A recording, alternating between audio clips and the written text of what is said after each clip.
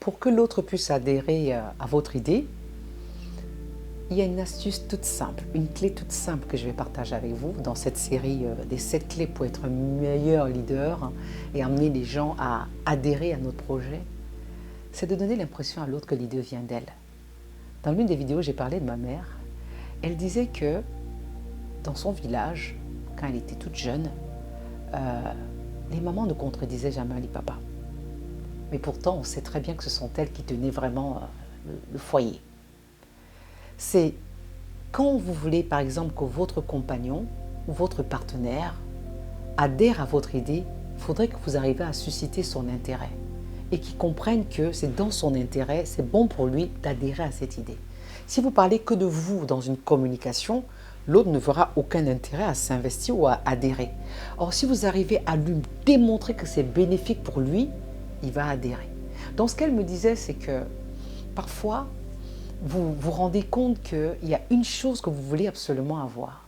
Vous allez y voir votre compagnon au meilleur moment, ou votre partenaire, comme je disais tout à l'heure, le moment propice pour pouvoir glisser une demande, c'est lui dire chérie, qu'est-ce que tu penses de telle activité par exemple? Admettons, je prends un truc tout banal, vous avez envie d'aller au cinéma parce que depuis très longtemps vous n'êtes pas sorti, vous voulez aller au resto, avoir un tête-à-tête avec votre chérie, avec un ami, un collègue, et que la personne n'aime pas sortir. Donc eux de venir dire mais non, tu n'aimes pas sortir, tu es trop casanier, j'en peux plus, j'étouffe dans cette maison, c'est quelle vie, non, non, non, vous pouvez mieux faire. C'est amener la personne par un système de questionnement à réaliser qu'il y a un date, il serait temps de sortir un peu, avoir un moment pour vous deux. Vous allez plutôt commencer à dire, mais écoute chérie, comment tu vas? Ça va? Tu as eu une bonne journée? Tout va bien? Là, il a l'impression que vous vous intéressez à lui. C'est ce qu'on appelle la considération. Et dans cette phase de considération, vous allez poser une série de questions qui va faire que c'est lui qui va vous dire « Ah, ce serait intéressant qu'on sorte un peu. » C'est dit « Hé chérie, tu sais, il y a un nouveau restaurant qui est sorti, je trouve ça sympa et tout, qu'est-ce que tu en penses? Est-ce que tu as déjà mangé là-bas? Est-ce que ça te dirait qu'on aille ?»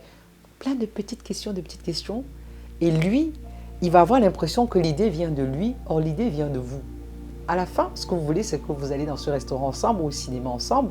Donc, quand vous aurez donné l'impression que ça vient de lui en posant des questions, il va reformuler ce que vous voulez dire en disant « Mais écoute chérie, si tu veux, je t'invite là-bas. » À la fin, vous aurez gagné parce que vous aurez obtenu ce que vous voulez.